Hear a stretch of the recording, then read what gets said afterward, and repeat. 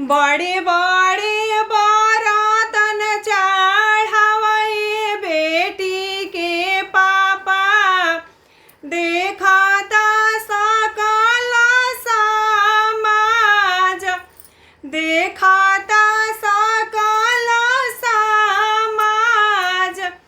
अच्छा से तिलक चढ़ावे बेटी के चाचा, देखता सकल समाज, देखता सकल समाज। सोनवा के सिकड़ी चढ़ावे बेटी के भैया, देखता रे सकल समाज, देखता रे सकल समाज। थोड़ा तिलक जब देखलनि कवन बाबा, उठलनि कुरुसी झाराय। थोड़ा तिलक जब देखलनि कवन पापा, उठलनि दवन झाराय। थोड़ा तिलक जब देखलनि कवन चाचा, उठलनि कुरुसिया झाराय, उठलनि सोफा झाराय।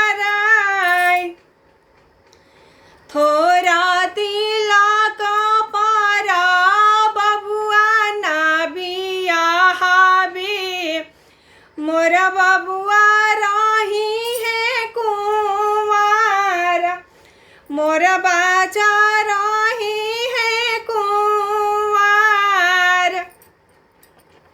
अपना चौकवा भइले बोलेलनि कवन बबुआ, बाबा से अरज हमार। सुन बाबा अरज हमार, छोड़ा ना बाबा हो दान दहेजवा, शुभवा के मन में बसाई। छोड़ा ना पापा जी दान दहेजवा, शुभवा के मन में बसाई। छोड़ा ना चाचा हो दान दहेजवा, शुभवा के मन में बसानी। मोरे बाबा बस गईली दिल में हमार, शुभवा तो बसली हो बाबा दिलवा दिमागवा में, बसली करे जावा हमार, बसली करे जावा हमार। बस गईली दिल में हमार। हंसी हंसी बोले लौनी बाबा हो अपन बाबा, हंसी हंसी बोले लौनी पापा हो कवन पापा। बनी गईला में हरी के गुलाम, बनी गईला में हरी के गुलाम। अब ही ना आइली बबुआ बहुआ या गानावा में, शुभवा पर तना ध्यान। अब ही ना आइली बबुआ बहुआ या गानावा में, उनु के पर तना ध्यान।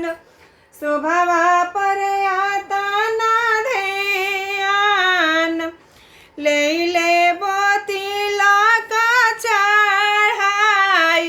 बबुआ के बतियाए लोगवा हम नाही टालबी ले ले तिलक चढ़ाई ले ले तिलक चढ़ाई। काहे कि अपना बेटा बेटी से बढ़ के कौनो खुशी नहीं है। अपना बेटा बेटी खातिर अपन तेवर थोड़ा सा नीचे रखे के पड़ेला।